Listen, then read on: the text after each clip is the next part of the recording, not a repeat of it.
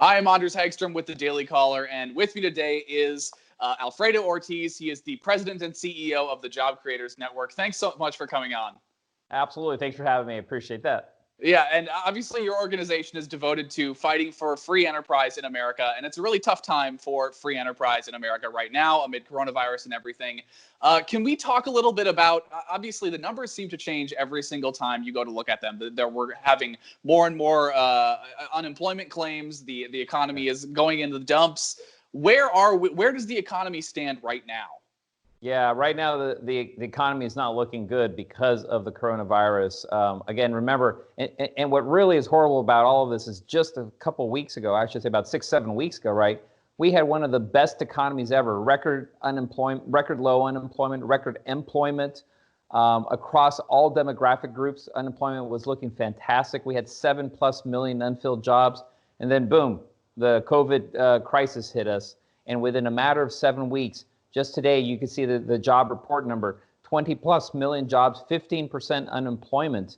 And I'm going to tell you right now, we got to hold our hats because it's going to get worse before it does get better. Unfortunately, when you look at the jobless claims that are weekly coming out, they're at 30 million. So this is what we saw today. The job report is a little bit of a lagging data point. So starting next week, we're going to start seeing these numbers look horrific actually at one point. And they are going to be worse than the Great Depression, I believe. Mm-hmm. But having said all that, we're putting the plans in place. We're starting to open up slowly but surely. I think what people are finding out, though, that you can shut everything down overnight, but you can't bring it up overnight. It's almost impossible to do that. Mm-hmm. And so let's talk a little bit about how we can go about reopening, because obviously the U.S. government has spent trillions and trillions of dollars in trying to give a lifeline to these businesses. Yeah. So should we be investing more in that? Should there be a phase 4 bill? I know that's been buzzing around Congress. Right. Yeah. I mean, when you think about what we've done overall from a congressional standpoint, about $3 trillion has already been put into the economy. About $4 trillion on the balance sheet from the Fed. So we've already put in $7 trillion. The reality is you can't keep floating a $22 trillion GDP economy much longer. We've got to put people back to work. We've got to get these businesses back and running. And frankly, we got to get consumers buying again.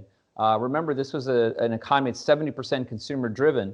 And so if consumers aren't feeling comfortable, and we've seen some of the consumer confidence indices at some of the lowest points they've been in years at this point, if we can't get the consumer to go back out and keep, purchasing and getting out there again, it's going to be a really, really rough ride. So, right now the government has done what it needed to do, which is it pitched in. It was able to keep some of the payrolls going. But now industry has to get in there. Industry has to really drive how these protocols are going to come together, by industry, but then also collectively, because I think collectively they should all be focused on the consumer at this point. Of course, the employees as well, but the consumer really is going to what's going to drive the return of this economy. Mm-hmm. So recently, the former FDA director Scott Gottlieb he tweeted about essentially how in order to reopen safely, there needs to be, in his opinion, a CDC guideline, essentially a blanket guideline for the entire country for every industry, in order to allow those companies to not be afraid of lawsuits, that kind of thing, in the process of reopening.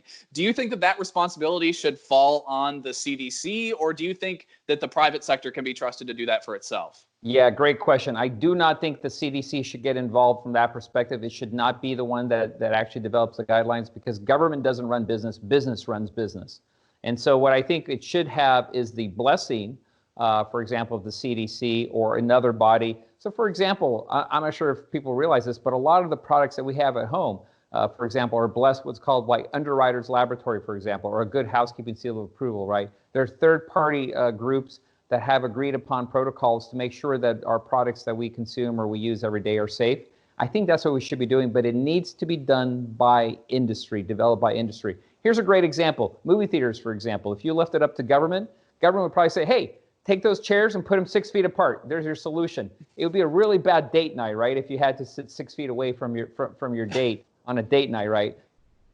Industry may say, hey, I've got these headlights overhead, they're UVs. Maybe what we do is let's go ahead and put UV lights in there, and we'll zap the movie theater before, between each showing. That would be the industry solution. Those are the kind of things that we need industry to collectively come and create that standardization that's going to be needed, and then get that message out to the consumers. That's how this is going to be done.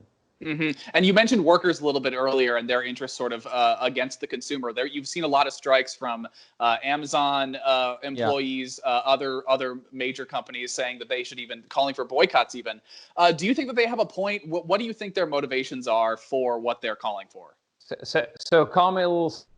This is a little bit of the typical left doing what they do best, which is boycotts. But when you look at the companies, they know that really at the end of the day for them, the most valuable asset that they have is their employees, right? And so they are going to do whatever is possible. The problem is just the speed at which this all happened is overwhelming, right? And if you've got 10, 50, 100, 200, 300,000 employees, right? It's quite a system that you need to basically overhaul overnight. And so I think it's getting there. I'm sure business, I mean, having come from I've worked at a large company as well. I know that they're not sitting there going, let's think of all the different ways that we can really harm our employees. I